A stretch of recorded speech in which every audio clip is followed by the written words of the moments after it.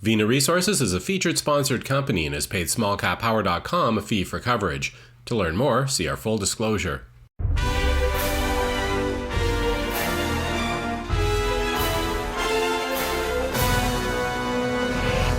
Can you tell our viewers about Vena Resources? Yeah, thanks Mark. Thanks for giving me the opportunity to share with your viewers some of the recent developments at Vena Resources. My company is Vena Resources. We're listed on the Toronto Stock Exchange on the main board under the symbol of VEM. Our two projects are located in the country of Peru. Our main project, our flagship project, is the Escalache Polymetallic project. It's located in the southern part of Peru in a very well-known precious metals district in that country.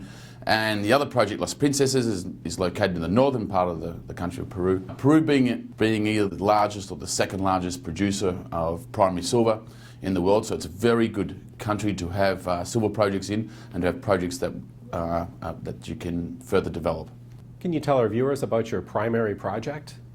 Our primary project is the Escalache Silver-Lead Zinc project, or the Escalache Polymetallic project as we like to call it. It's in the southern part of Peru in the high Andes. We own it 100%. It was originally owned by Hochschild's. It was originally mined by local Peruvian silver producer Hochschild's back in the late 50s, early 60s. Vena owns 100% of it now. We've just completed our second drilling program across the project, the results of which we put out this morning here in the middle of February. Very, very encouraging. The project consists of 4 or 5 large veins that contain silver and lead and zinc at various proportions. In late February 2015, Vena released drill results. What was the significance of these, and what are the next steps for the company? The significance of the results that you saw this morning is simply that the project is of high grade. It's when you're in the business of developing precious metal projects, that's gold and silver projects, the one thing you want is grade. Grade is king, that's what we call in the business. The Escalache project certainly appears to have high grade, and certainly the drilling to date that we've completed and the sampling that we've completed to date certainly demonstrates very high grade silver. We're seeing drilling intercepts, downhole drilling intercepts across the project of 8 or 9 metres wide at 8 to 10 ounces of silver, and along with a percent of lead and zinc. So very encouraging. We need to further define those intersections. I mean, this was our second drilling program on the property. We need to put another drilling program in. What investment catalysts do shareholders have to look forward to in 2015? Yeah, thanks, Mark.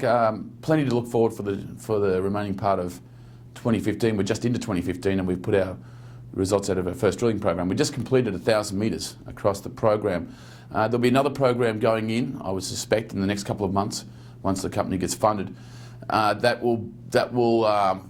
The main reason for that program, the main focus of this next program will be to define further some of the results, some of the spectacular results we saw emerge from that first drilling program, and to further define some of the mineralised zones. Following that, the projects will probably put together the project's first resource calculation. You can expect that in the first part of the third quarter, perhaps. What signs do you see that the junior resource market is improving? I always look to the demand, supply and demand, and the supply of precious metals, the primary mine supply of precious metals, and that's gold and silver, is declining, i.e. some of the world's largest gold mines and silver mines have been around for a long, long time, and they are in decline in some of those reserves, so that bodes well for the silver and gold price.